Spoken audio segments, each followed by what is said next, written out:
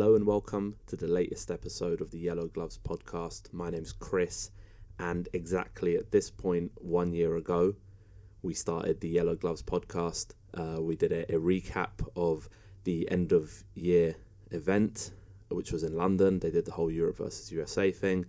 And then we did our end of year awards show, which is really kind of what brought some minor popularity, I guess, to the podcast. And we're back again.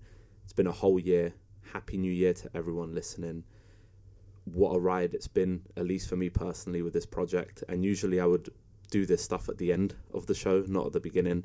But I can't really, account for people listening all the way till the end.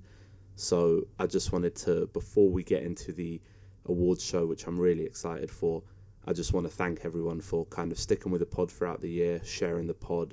I've interacted with so many people throughout this whole year regarding the podcast, from people who work at Cage Warriors to people who fight for Cage Warriors and beyond. It's been insane, all the interactions. Podcast has been downloaded over 1,000 times, listened to over 2,000 and something times if you include YouTube views. So, small numbers for a lot of people, big numbers for someone like myself. And yeah, I'm just really thankful for everyone who's tuned in this year and has boosted the signal of the podcast. And I'm really excited to just continue doing the same thing in 2024. But you're not here to listen to me kind of, eulogize the podcast. So let's just get straight into the end of year award show. So as we did last year, we're going to crown a fighter of the year. We're going to crown a finish of the year. So I don't do knockout of the year and submission of the year. I lump it all together into finish of the year, just to make it more harder on myself because I'm a masochist. We're going to have performance of the year, newcomer of the year, and of course fight of the year. So a lot of these categories were really hard to choose a fighter from, and you know what, like, the more I think about it, it was hard pretty much for every category, purely because you can really make an argument for so many different winners than what I've chosen. So I guess the main thing for me is, if you're listening to the pod, let me know what your choices were for each category, because I know that a lot of folks aren't going to agree with much of what I'm saying, just because it's an opinionated community, and I think that you can definitely make arguments for other winners in these categories. I'll let you know why I've chosen certain people, but I'd be interested to hear what you folks think. You can tweet me at YellowGlovesPod, message me on Instagram at YellowGlovesPod. I'm very, very interested to hear where people land on these nominations. So we're going to start big, and we're going to start with our fighter of the year. Last year we had George Hardwick. Hardwick went on to compete in the Dana White's Contender Series, also fought in Cage Warriors this year. Huge kind of name to win it. And, this year I was really kind of spoiled for choice. We had people winning the belt for the first time. We had people who, perhaps won the belt and lost it, but still, for me, had incredible years considering everything that they did. So my personal nominations for this award were Shaj Huck, Mick Stanton, Yanis Bakar, Dario Belandi, Luke Riley. From all of those guys, I've not actually mentioned the winner here. So those are the guys that I had down, and it was really hard not to go, for me personally, not to go with Mick Stanton, even though he lost the belt. What he did this year, what he achieved at his age, with his record, with how many people doubted him, beating the fighters he did. He did lose the belt, and that does count for something. If he'd won, he'd be an absolute shoo-in. But I really did, toy with the idea of Mick Stanton. Huck didn't have that many fights, but the fight that he did have was incredible, and we'll talk about that, later on in the pod.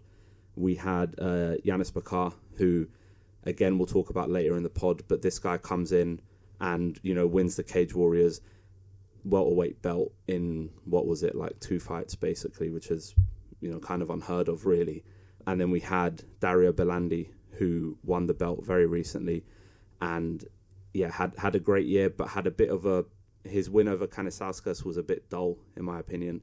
It was a bit of a snooze fest, and I think that kind of counted against him. So the other person, just before I get into the winner, building up the suspense here, the other person was Luke Riley. 2 fights in 2023, and they were both incredible fights. And again, we'll talk about these guys later. I'm going to be spreading love to everyone, like, at some point in different categories. But you're all here to find out who the Yellow Gloves Fighter of the Year is. So without further ado, the Yellow Gloves Fighter of the Year for 2023 is Liam Gittins.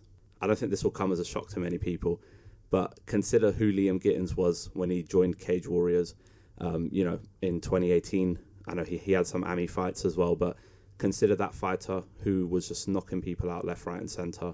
Went through a bit of a skid in 2020, 2021, lost to Jonas Magard, lost to Brian Bouland, lost to Gerardo Fanny, lost to Kingsley Crawford, and these were all in quick succession. And then think of the fighter that we got in 2023.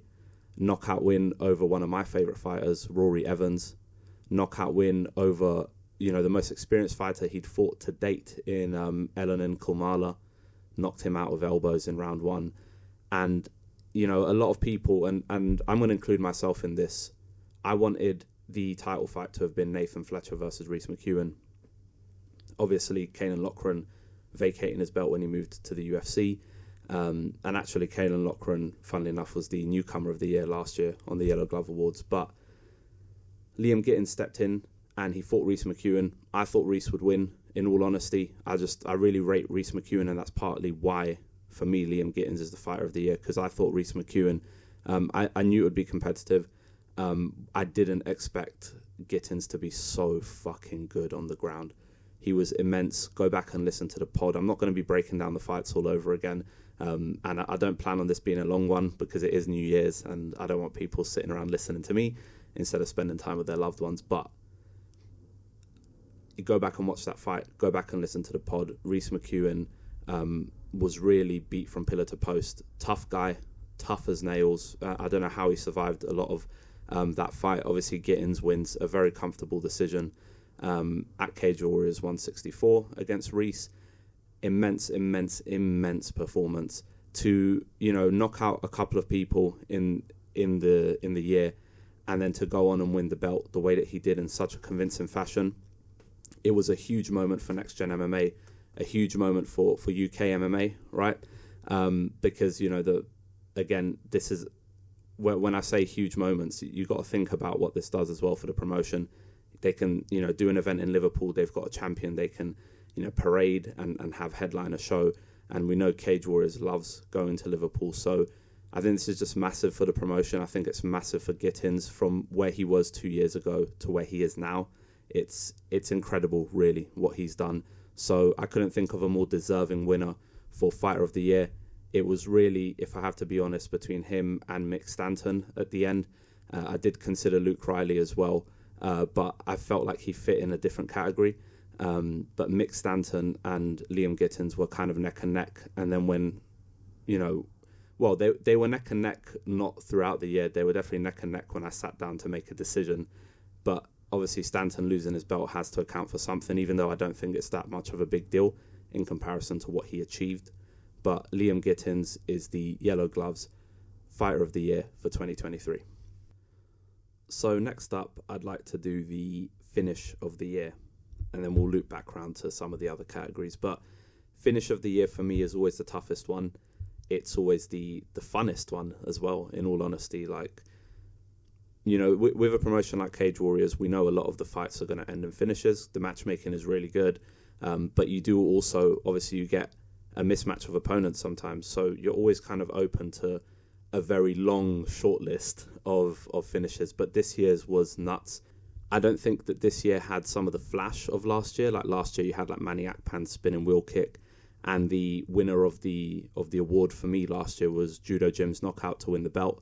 And that was, it's you guys will know this from listening to the pod, but I'll always, with these end of year awards stuff, I'll always go for the more meaningful moment as opposed to the flash most of the time, right? But this year I've arguably not done that. So as I mentioned at the top of the pod, Finish of the Year for me is knockout and submission included. A lot of people split that out. I think it's fine to do that, of course, and actually it probably allows you to shout out more fighters, but I like to lump it all together to really pick like the Finish of the Year. So in terms of nominations, this is the shortest I could make my short list, and it's quite long. I'm just going to rattle off some of the nominees without mentioning the winner, of course, and then we'll do the winner. So some of the nominees I had in here: Jonata Silva's knee over Stipe Burchik, Dimitri Gerlin knocking out Adam Cullen. I know that'll be a lot of people's knockout of the year or finish of the year. Sam Kelly breaking the record for fastest knockout of all time over Sahota. And then Jimmy Quinn breaking Sam Kelly's record for fastest knockout over Dan Neal. Two epic, iconic, historic moments, really. I had Nicholas LeBlanc's submission over Ryan Curtis, the Bulldog choke, nuts. Emil Brown uppercutting and just destroying Jesse O'Holin. Gianluca Roca versus Guido Possidente, that was nuts. I have Emanuele Tetti twice in this, so he's probably going to hate me with his knockout over Dario Palazzo and then his knockout over Alessio Barbara. Baris Adeguzul on that Rome card, nuts. His knockout over Alex Bertinazzi. And then Nicholas LeBlanc over Michelangelo Lupoli, just mad. So LeBlanc and Tetti both feature twice as nominees but haven't won. So, much respect to those guys. We've had two, as I mentioned, the two fastest knockouts of all time in Cage Warriors history as well, not win. We had the huge upset of Dimitri Gerlin knocking out Adam Cullen. So you're probably wondering where I'm going to go here. And for a lot of the year, I had Jonathan Silva's knee over Stipe Miocic as my finish of the year, until Harry Hardwick fought Vitor Estevam. And a lot of you are probably punching your monitors right now or shaking your heads. I know it's not a knockout, it's a submission. But if anyone who knows me knows I'm a jiu-jitsu guy, I'm a judo guy. I love grappling, right? Like that's one of my biggest passions. So I had to give some love to Harry Hardwick for one of the craziest submissions I've ever seen, right? Like the way that and keep in mind, right, Vitor Estevam, undefeated fighter, of course not a name we were familiar with, but still, like that can always cause some trouble. But Harry Hardwick, just the way he gets into the clinch, the way he just snatches the neck out of nowhere, like spins around on Estevam's body. It's by far and away the slickest submission I've seen this year in Cage Warriors, and one of my favorite submissions I've ever seen. It's just ingenious, just the way he does it, how quickly he wraps it up. There's no real words for it. It's actually the most engagement I've had on any tweet or post this year was Harry Hardwick's submission. Got kind of boosted by guys like Kaposa and everything, Sean Sheehan, like all of these guys kind of really seemed to dig the submission. I had a lot of jiu-jitsu people who I chat to regularly just waxing lyrical about it. It might not have the knockout flash, it might not have the it might not be breaking records, it might not be winning a belt or anything like that, but for me, in terms of like pure style points, and I know I always go for narrative over like the style of the finish, but I couldn't look past Harry Hardwick versus Vitor Estevam. So that is the Yellow Gloves finish of the year for 2023. So we're going to get into our fight of the year for 2023, and this one wasn't very difficult for me, I'm not going to lie, because my three, I had four picks obviously for this category. I'll tell you the three before telling you the winner, but you already know which one it is. So I had Carlo Pedasoli Jr. versus Yanis Bakar, which was fucking mad. Mick Stanton, Will Curry, one for the grappling heads again. That's one of the best fights I've seen this year, period, like across any promotion. And the commentary on that fight I'll never forget, because I thought it was just, I've never heard commentary so passionate about grappling in my life. Across any organisation, I think the way that fight was commentated just brings back so many great memories for me, and just spreads a lot of love to the world of grappling, I think. So that was definitely up there for me. Luke Riley, Callum Parker, how can you not have that fight? That's one of the best fights of all time in Cage Warriors, no joke. And you're hearing this and you're thinking, well, why is that not your fight of the year? Because there was a better fight this year, and it's also probably the best fight Cage Warriors has ever seen. Maybe, I'd have to think about it, but whenever I do try and contextualize it, it does come across as probably the best fight we've ever seen in the organisation. And he featured once, Luke Riley, Callum Parker, and he features twice, because the Yellow Gloves fight of the year for 2023 goes to Luke Riley versus Alexander Luff. This fight was just, there are no words for this fight, really. You would have heard the pod. You would have, if you follow me on social, 7-0 Luke Riley versus 5-0 Alexander Luff. Supposed to fight at various different points. Luff, obviously, an incredible amateur career, making an incredible pro career out of things. Luke Riley, of course, for me, definitely in title contention. A phenomenal year for Luke Riley, and I really did consider him for fighter of the year with his incredible scrap with Callum Parker, then him beating Mateus Malta the way that he did, and then this over Alexander Luff. I really considered him for this award, but I had to go with someone who'd won some gold, I feel like. But for this fight, just a back and forth mental scrap.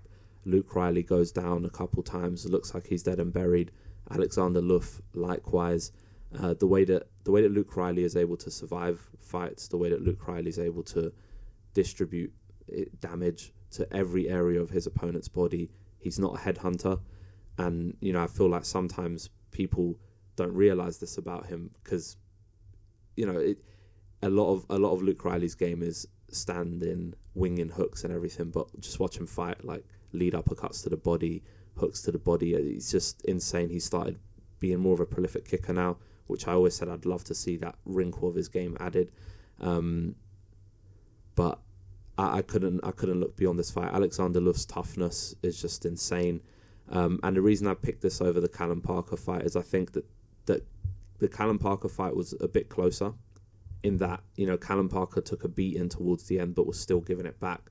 But this Alexander Luff one, I think, had more like mind-blowing moments, just back and forth, and it was more high octane than that fight was. That fight, the Callum Parker one, was a bit more procedural towards the end, and it was more of just like a beating from Luke Riley, like a measured beating. But this Alexander Luff one was just chaos throughout.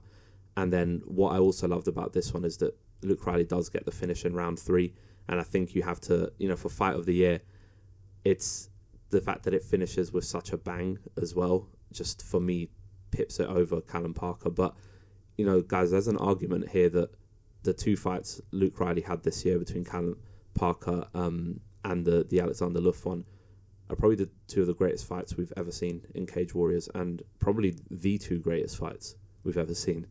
So I don't know how he does it. It does, of course you get worried, like the longevity of a fighter. He's so young, but I just think that's going to be Luke Riley forever. 8-0 now. He's finished 6 of his 8 fights. He's fought some good caliber opposition. He's been matched up really well. I do think that Luke Riley will fight for gold in 2024, and I think that he really should start getting the bigger names in the promotion, because it feels like there's no stopping this guy. But yeah, I couldn't be happier with my pick for fight of the year, and it was the easiest one I had to do. So shouts to Luke Riley and shouts to Alexander Luff, because it takes 2 to tango, and Alexander Luff almost finished Luke Riley in this fight, and gave as good as he got until he couldn't anymore, and until he was wilted down and broken down. So yeah, again, shout out to both guys. Incredible fight. So a couple categories left on this end of year awards show, and we're going to do performance of the year next. There were many great performances this year. There have been fighters I've mentioned already. I could have gone with Liam Gittins, who's on the shortlist, his performance against Rhys McEwen. Could have gone with Luke Riley against Alexander Luff. But I really wanted to narrow down this shortlist to really meaningful performances, and I think the most meaningful come in title fights. So my shortlist was, and again, omitting the winner for suspense, in my shortlist I had Liam Gittins versus Rhys McEwen. I had Rhys McKee versus Judo Jim. Obviously, for that fight, it's a fight that gets Rhys McKee into the UFC. It's an absolute, it's hard to watch, just an absolute beatdown of a UK MMA legend.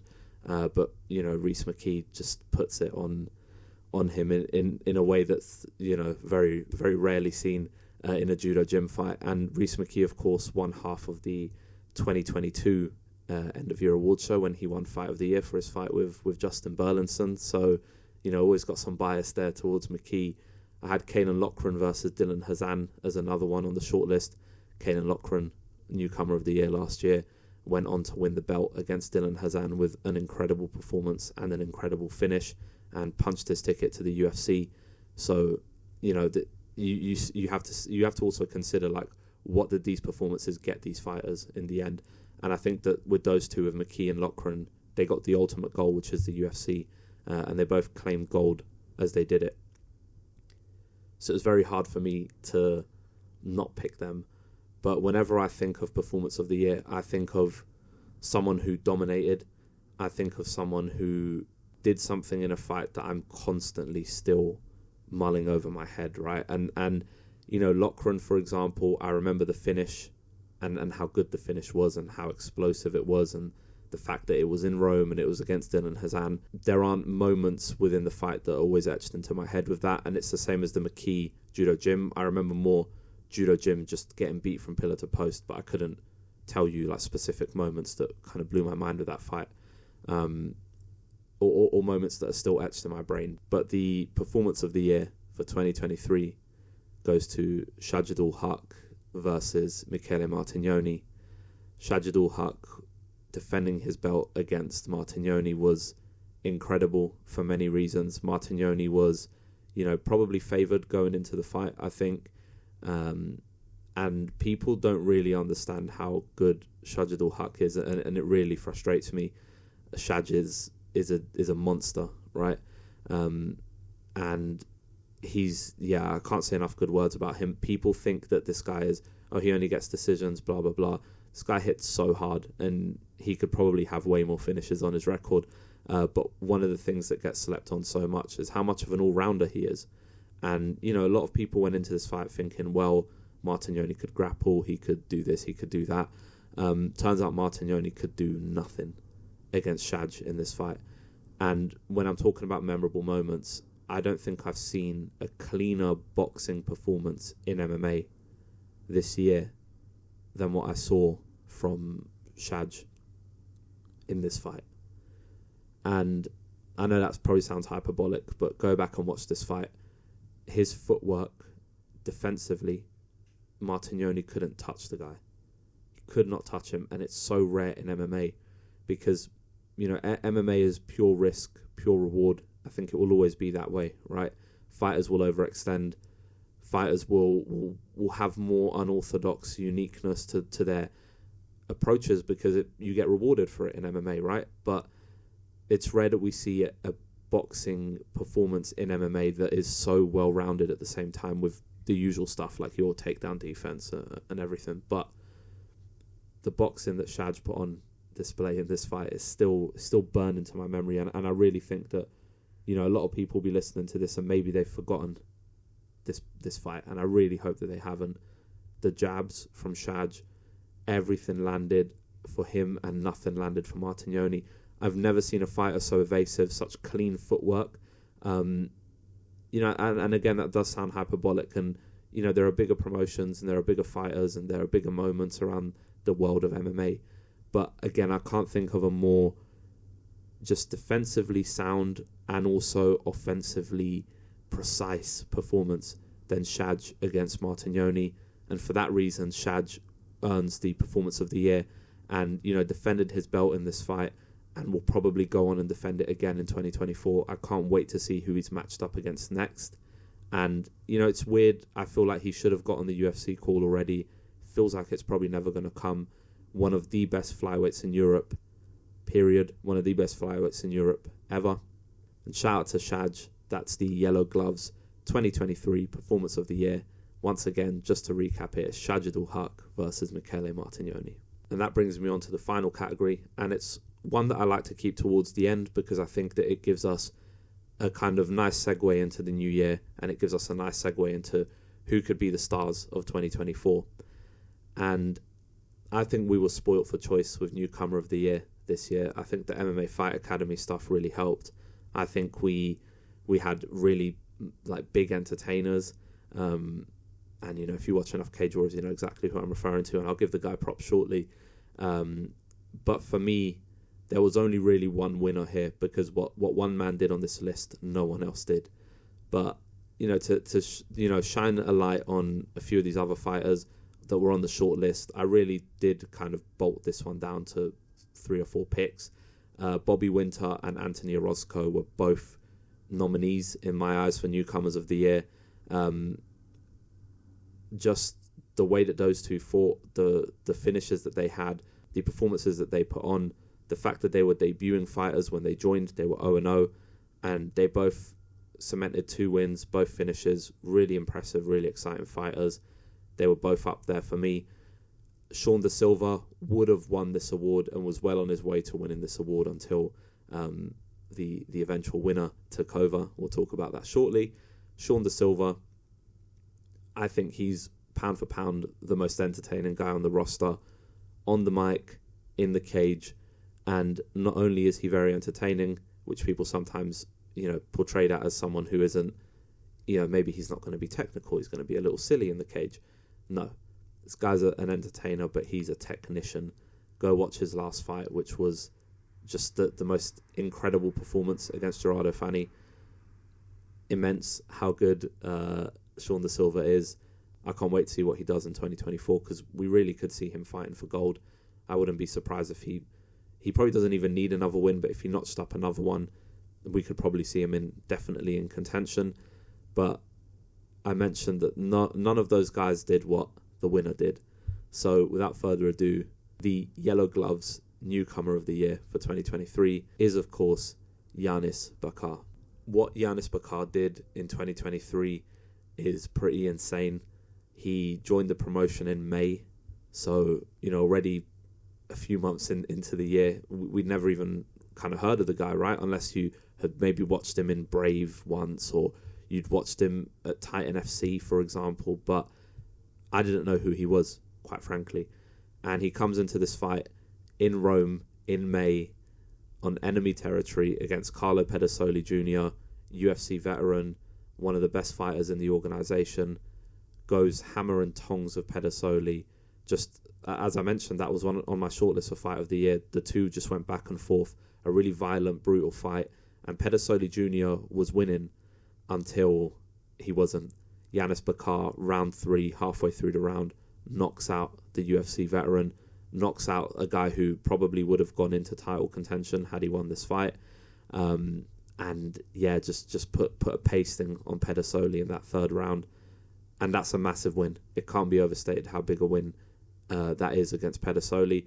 And already it's a win that probably isn't eclipsed by anyone else on this list, and definitely isn't for like Orozco and Winter. Gerardo Fani, incredible fighter for Sean Da Silva to have beaten, but didn't get the finish in the way that Yanis Bakar did against Pedasoli. So in that fight, Bakar showed incredible toughness, showed a willingness to continue fighting, and just a real defiance to get one over in enemy territory, and he didn't freeze up at any point, which is impressive as well. And he improved to 8-2. And as the year went on, Rhys McKee joined the UFC, had to vacate his belt, and Madas Fleminas left the UFC as well. So there wasn't really an obvious choice for the vacant title, like who would fight, apart from one man, which is Emil Brown. We knew Emil Brown, when he knocked out Jesse O'Holin, would be one half of that fight, and who would come in, who would slot in. When they announced Yanis Bakar, I was a little bit surprised. I think a lot of folks were, but it kind of made sense at the same time. Like, you beat a guy like Pedasoli Jr., there's no more Fleminas around. Burlinson's trying to do the Contender Series thing. Obviously, visa issues stopped that fight from happening. You've not got Rhys McKee anymore. Welterweight is a very talent-rich division for Cage Warriors, but I think this was the only fight that they realistically could have made in November. And at Cage Warriors 163, Emil Brown was definitely the favourite going into the fight. Definitely felt like the uncrowned champ, just a very explosive, exciting, renegade guy. And, with all of the great things Renegade have done, Leon Edwards, with all the work he did in 2023, you felt like this was Emil's moment as well. Obviously, shout out Fabian Edwards, he did his thing as well in 2023. But for Emil Brown, you thought, okay, he's going to be another champion for that gym. And he comes into this fight and he looks incredible against Yanis Bakar. He really does. Beating on Yanis Bakar early and backing him up against the fence, really freezing him with a lot of shots, and then overcommits on a right hand, and Yanis Bakar puts him to sleep. 50 seconds into round 1, Yanis Bakar became the Cage Warriors welterweight champion. first guy to finish Emil Brown, which is insane. To finish him in the dramatic fashion that he did, folks weren't giving him a chance. I didn't think he'd win. I thought Emil was going to win.